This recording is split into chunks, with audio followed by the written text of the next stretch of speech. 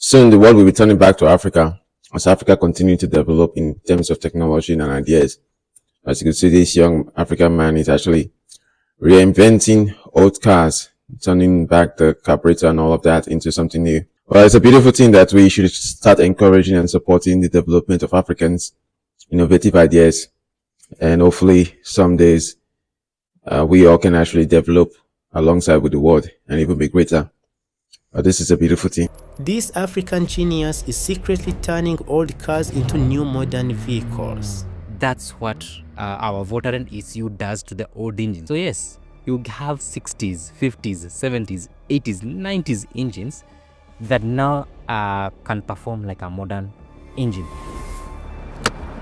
Back in the years, this was the improved version of the carburetor. At that time, it was efficient. But as time has gone by, getting original, genuine spares for the FD has become quite a challenge. What is happening is you're looking at live engine data, okay? And when you rev it a bit, you can see the RPM increases. And of course, the fueling parameters increases at the same time. And this is the data that I need when I'm tuning it or when I'm troubleshooting it. So this tells me a lot. This car here is a brand new vehicle on the inside. Nothing may look different outside, but this car is as good as modernized and new. It performed 5 kilometers per liter before and now consumes a massive 14 kilometers per the same liter, which is insane. My name is Peter Mbiria, founder of Votarant Engineering Limited. I'm a local, born in Thika. It's a real-life changer built by 34-year-old Kenyan engineer Peter Mbiria, whose passion and ingenuity are rewriting the rules of automotive history. So this is a W123 with an M102 2.3 liter engine. And originally it came with this Bosch K-Jetronic system. You can see it has mechanical fuel injectors, more or less like the diesel. At that time, they were being made back in the years. This system was very efficient. But 40 years later, you don't get proper kit to rebuild this FD system. So what you find is you normally have hard starts or even high fuel consumption because of this FD system. So what we do at Votarant is take out this FD system and then we modernize it. We add fuel injectors, custom fuel rail, of course fuel regulator, and where we had the lead wires. This is responsible for the sparking in the spark plugs. We remove this and instead we replace them with colon plugs, individual colon plugs, meaning each spark plug has got its own ignition coil. So you have pop there because now this is an inline 4. And after this, there is now a custom harness that now goes to the ECU that is inside the engine control unit. And then we control it and it runs the engine. So it runs the engine as a modern engine. So we do away with the old system and in with the new system for more performance, better fuel economy and reliability. So this is the Bosch K-Jetronic system. This is what we call the FD or the fuel distributor. It's just the buffer plate and the rest. And back in the years, this was the improved version of the carburetor. So it was in between the carburetor and the EFI system. So it was in between. So it was electromechanical. Part of it was purely mechanical, part of it was electrical. It had even this electrical injector for cold starts. At that time, it was efficient. But as time has gone by, getting original, genuine spares for the FD has become quite a challenge. You see, my background is in electrical and electronics engineering, where we learn how to design motherboards. Okay, we have basics of electronics like Class A amplifiers, Class B, Class C, okay? And we learn about different laws, Kirchhoff's laws, and that just explain about loads on PCBs or printed circuit boards. We know how to design circuits, so we are able to create custom motherboards from scratch without issues. About Votarant Engineering Limited, what is it all about? Basically, it's all about research and development. And we have a couple of innovations under our company. The latest being vehicle ECUs. What I mean by that is engine control units or ECM's engine control modules. What they do is just control how an engine runs. And the reason as to which or why we began working on vehicle ECUs is the fact that I owned, or I still own, a Mercedes-Benz 1984 model W201. And when I purchased it, it was still carbureted. I used it for like 2-3 years, and I had tinkered with it to a point where I couldn't get more out of it. With a carburetor, I had learned that you can either tune it for fuel economy or performance. Okay, if you tune it for fuel economy specifically, you lose on performance. If you tune it for performance, you lose on economy. You had to, get a middle ground on your tuning. So you couldn't get best of both worlds. And after 3 years, I was like, do we have other solutions out there that could help me achieve the fuel economy and performance at the same time? So of course, the immediate solution, what majority of people do, is swap the engine out with the successor. In my case, you take out the M102 engine that is on the W201, and you install the successor, which was the M111 engine. Okay, and bearing in mind I had overhauled my M102 engine, I couldn't go back and spend another 100k plus Kenya shillings to purchase another engine. So the option of swapping the engine was out. And then I was like, what else can I do? The immediate or the other solution was to use the Bosch Cagetronic system, which was more powerful than the carburetor. But the challenge was getting quality parts for the FD system was a challenge. And the stories I've heard with the majority of people who have used the Bosch Cagetronic system is getting the spares is a nightmare. And when the system fails in the middle of the road, you have to tow that car.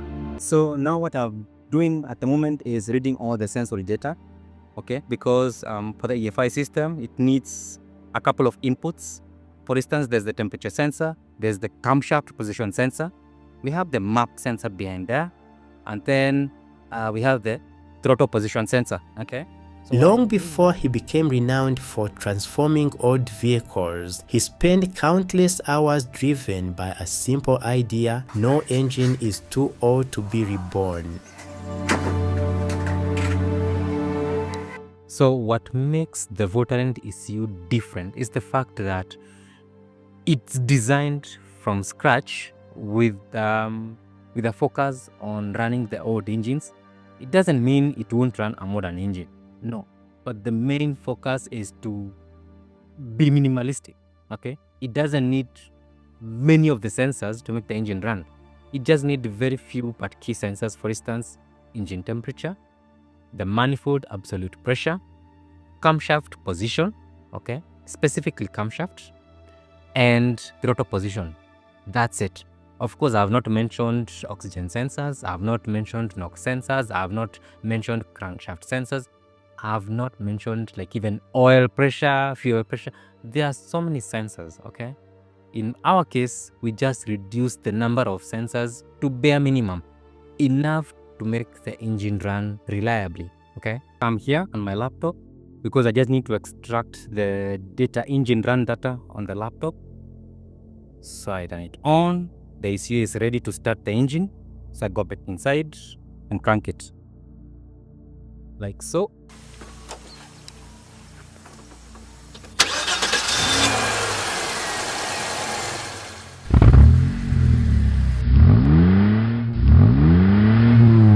Peter's vision goes beyond performance. He's determined to tackle the environmental drawbacks of old engines. But the government categorizes as good or acceptable emissions. That's what our Voltarent ECU does to the old engines. So yes, you have 60s, 50s, 70s, 80s, 90s engines that now can perform like a modern engine. These carburetors were good when they were being used back in the days, back in 80s, 90s. These systems were pretty good because their work was to just mix air and fuel. That time there were no strict fuel guidelines. They were not as strict, not like nowadays. And so as time went on, they moved away from the carburetors to now fuel injection. Now, with proper fuel metering, comes fuel economy. Okay. At the same time, when you don't need the computer to feed fuel to the engine, it doesn't. For instance, when you've accelerated, you're cruising, and then you let go of the acceleration, the computer will notice the engine is no longer loaded. So what it does is it cuts off the fuel completely until now the engine RPMs goes low to a certain, maybe up to idle RPMs. That's when now it starts adding fuel so that the engine doesn't store.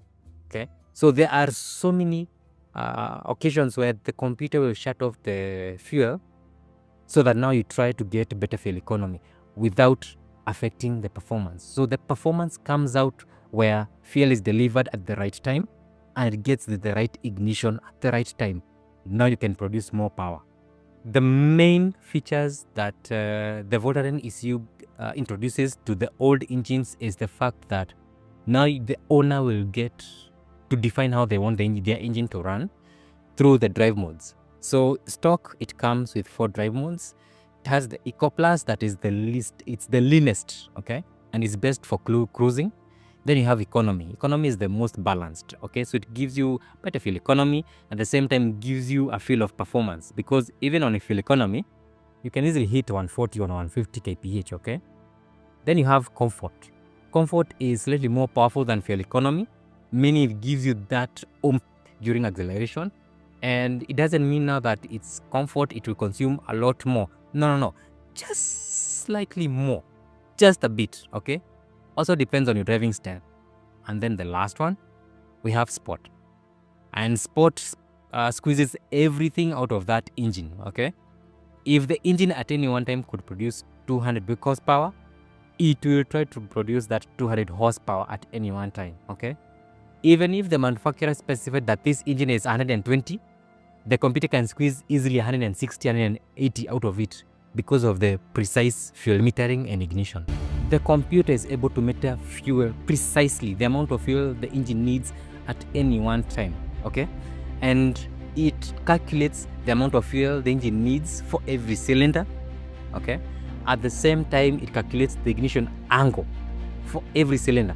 What that means is at any one time, it's striving to produce the best or the most power out of that engine, of course, based on the selected drive mode. I bought a guinea pig engine, and that engine I was to use it for research purposes. So I began designing my own board to control just fuel delivery, okay? But then one thing led to another. So I would achieve fuel delivery, but for it to be efficient, I wanted now to do a little bit more. For instance, use different injectors. I had started with Nissan Tida.